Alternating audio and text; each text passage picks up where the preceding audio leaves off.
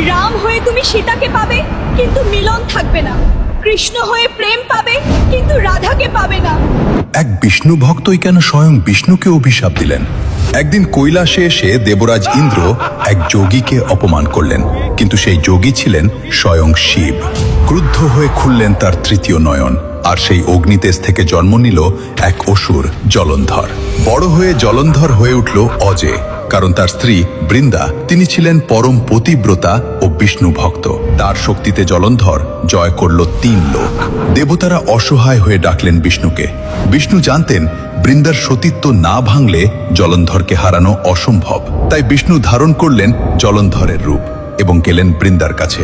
বৃন্দা তাকে স্বামী ভেবে গ্রহণ করলেন, আর ঠিক তখনই ভেঙে গেল তার সতীত্ব। ওদিকে শক্তি হারিয়ে শিবের ত্রিশূলে নিহত হল জলন্ধর।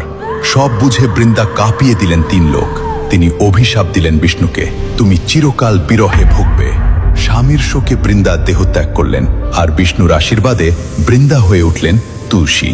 তাই আজও তুলসী ছাড়া বিষ্ণুর পূজা অসম্পূর্ণ। কমেন্টে হরি লিখে জানাবেন।